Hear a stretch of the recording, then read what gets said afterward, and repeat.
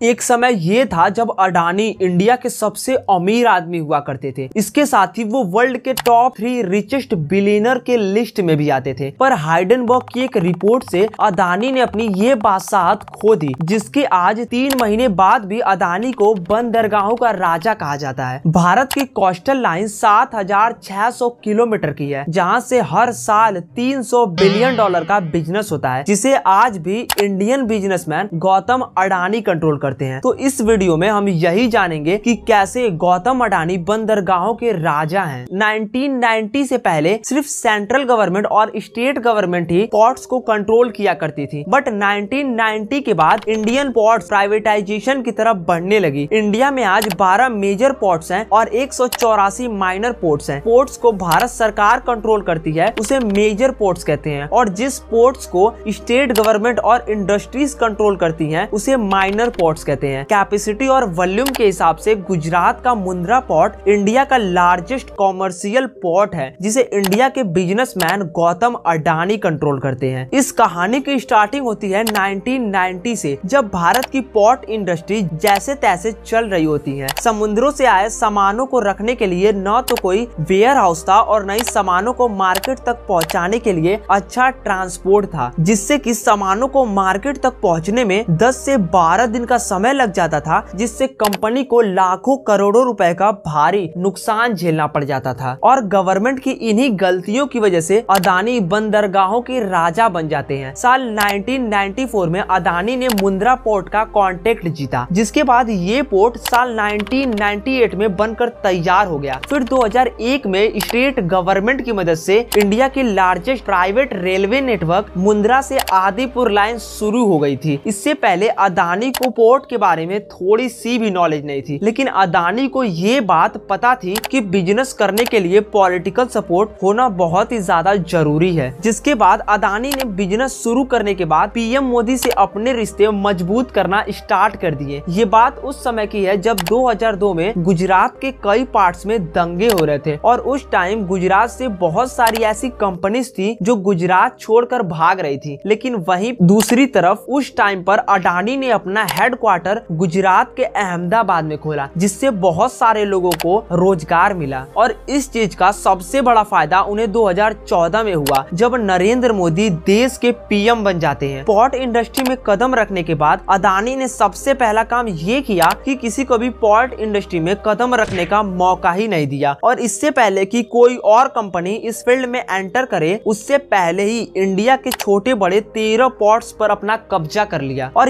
यही master plan Adani को बंदरगाहों का राजा बनाने वाला था। अब इसका सबसे बड़ा फायदा ये हुआ कि बाकी सारी कंपनीज को इसमें कदम रखने का मौका ही नहीं मिला। अब जो कि गल्फ कंट्रीज से होने वाला ज्यादातर ट्रेड अरेबियन सी से होता है, जिसे देखते हुए अडानी ने गुजरात में मुंद्रा पोर्ट्स के बाद 3 और पोर्ट्स बनवाए। इसके साथ ही अडानी पोर्ट्स का श्रीलंका और इजराइल के भी पोर्ट्स में काफी अच्छा खासा इन्वेस्टमेंट है। अडानी का बंदरगाहों का राजा बनने में सबसे बड़ा हाथ मुंद्रा पोर्ट का था। साल 2013-2014 में 100 million metric ton cargo handle करने वाला मुंद्रा पोर्ट देश का पहला पोर्ट बन गया था। वहीं साल 2020-2021 में इस पोर्ट पर ये नंबर 144 मिलियन मैट्रिक टन तक पहुंच गया था। अडानी का बंदरगाह का राजा बनने में सबसे बड़ा हाथ हमारी गवर्नमेंट का है। As you all know that कि अडानी और मोदी के रिश्ते कितने ज्यादा अच्छा है, आप इन फोटोज में देख सकते हो। अभी रिसेंटली ही राहुल गांधी ने पार्लियामेंट में एक पिक शेयर किया था, जहां अडानी और पीएम मोदी एक साथ ट्रैवल कर रहे होते हैं। तो ये था कि अडानी कैसे बंदरगाहों के राजा बन गए। अभी फिलहाल तो अडानी ने अपनी आधा से ज्यादा वेल्थ गवा बैठी है, लेकिन फिर भी अडानी आज भी बंदरगाहों के राजा कहे जाते हैं। तो यही था कि कैसे अडानी ने भारत के मेजर पोर्ट्स पे अपना कब्जा कर लिया। होप वीडियो इंफॉर्मेटिव लगी होगी।